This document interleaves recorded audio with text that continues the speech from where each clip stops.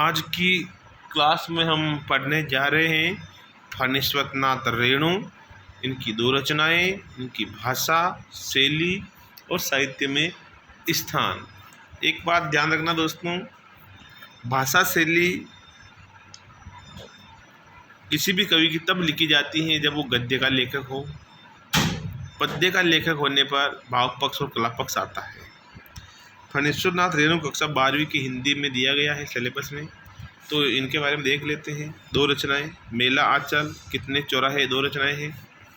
भाषा की बात करें तो रेणु जी ने आम बोलचाल की खड़ी बोली को अपनाया है, जिसमें तद्भव व देशज शब्दों की प्रधानता। आपकी रचनाओं में पात्र ग्रामीण व अशिक्षित होते हैं, जो गांव में बोले जाने वाले विकृत शब्दों का प्रयोग करते हैं।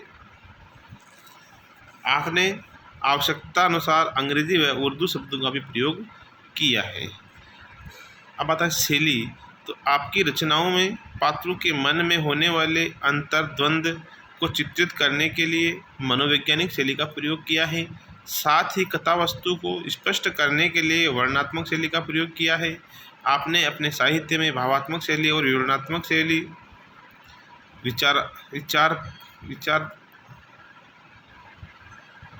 विपिताद शैली का भी प्रयोग किया है। आपने ग्रामीण जीवन की विशेषताओं एवं रूढ़िवादिताओं पर व्यंग्य करने के लिए हास्य व्यंग्यात्मक शैली का प्रयोग किया है। अब आता है साहित्य में स्थान, तो रेणु जी का साहित्य में सर्वश्रेष्ठ स्थान है। इन्होंने हिंदी साहित्य में आंचलिक विधा को जन्म दिया, साथ ही निम्न वर्ग के लिए दीनहीन, दलित और शोषित ग्रामीण लोगों को साहित्य का विषय बनाया। हिंदी साहित्य आपके साहित्य योगदान को सदैव याद रखेगा।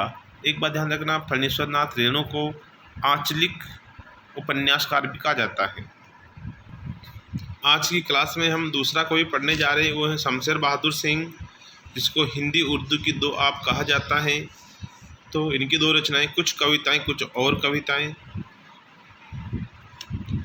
इनका भाव पक्ष, शमशेर बहादुर सिंह हिंदी और शमशेर बहादुर सिंह प्रेम और सौंदर्य के कवि हैं। इनकी कविताओं में जीवन के राग विराग का सजीव चित्रण हुआ है। वे प्रकृति के चित्रे कवि हैं। इन्होंने समकालीन समाज में फैली दरिद्रता का सजीव चित्रण किया है। इनका कला पक्ष देख लेते हैं। इनकी भाषा सरल, सुबोध, साहित्यिक खड़ी बोली है, जिसमें तत्सम, तद्भव, अंग्रेजी, उर्दू, फारसी आदि भाषाओं की शब्दावली का प्रयोग हुआ है।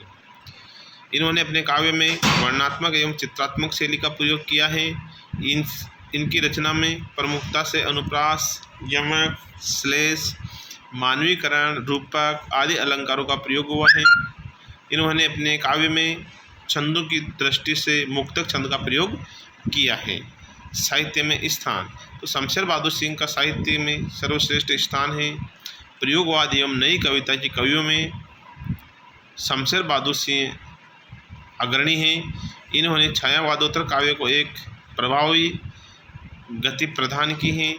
इनको इनकी रचना चूका भी नहीं हूँ कृति पर 1977 में साहित्य अकादमी पुरस्कार दिया गया है। तो एक बात ध्यान रखना, शमशेर बहादुर सिंह को हिंदी उर्दू की दो आप कहा जाता है एवं इनकी जो कृति है चूका भी नहीं हूँ, इस कृति पर 1977 में साहित्य अकादमी पुरस्कार से सम्मानित किया गया। ध्यान रखना, बार बार कह रहा हूँ बेटा, भाव पक्ष और कला पक्ष ऐसे कवि के आता है जो पद्य में रचना करता है। भाषा शैली ऐसे कवि के आता है जो गद्य में रचना करता है। धन्यवाद।